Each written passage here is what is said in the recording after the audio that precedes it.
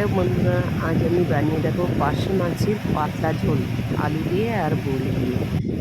প্রথমে আমি কিছু বড়ি, কিছু আলু কেটে নিয়েছি আর মাছটাকে আমি হলুদ নুন দিয়ে ভালো করে মাখিয়ে নেব। মাছটাকে দেখো আমি হলুদ নুন দিয়ে মাখিয়ে নিলাম। তারপর আমি কড়াইতে তেল দিয়ে তেলটাকে ভালো করে গরম করে নেব। গরম করার পর মাছটাকে ভেজে তুলে নেব। একে একে মাছগুলো আমি তুলে ভালো করে ভেজে নেব, কারণ পার্শে মাছটা খুব নরম হয়।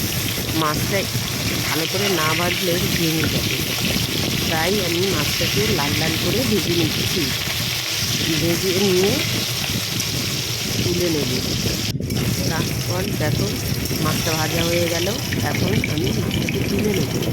নেওয়ার পরে ওই তেলেই আমি বড়িটাকে ভেজে নিচ্ছি ভালো করে।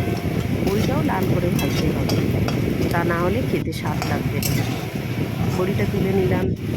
এখন আমি তাতে কালো জিরে দিয়ে দিলাম। এবার দিয়ে দেবো আলুটাকে ভিজে তুলে নেব, তুলবো না, ওর ভিতরেই আমি নুন হলুদ দিয়ে দেবো। দেওয়ার পর কিছুক্ষণ তাকে ভেজে নেব। ভেজে নিয়ে কটা কাঁচা লঙ্কা চিড়ে দিয়ে দেবো। তারপর তাতে আমি দিয়ে দেবো জলটা ভালো করে ফুটবে। ওঠার পর আমি মাছ আর বড়ি দিয়ে নাড়িয়ে নিয়ে একটা ঢাকনা দিয়ে ঢেকে দেবো। ঢেকে দেওয়ার পর কিছুক্ষণ ভালো করে ফুটবে। মাছটা ফোটার পর আমি ঢাকনা খুলে দেবো। মাছ আর আলু আর বড়ি ভালোভাবে নরম হয়ে যাবে। তারপর আমাদের পাতলা মাছের ঝোল রেডি হয়ে যাবে। বন্ধুরা, একদিন আপনারাও বানিয়ে খেয়ে দেখবেন, কত ভালো লাগে।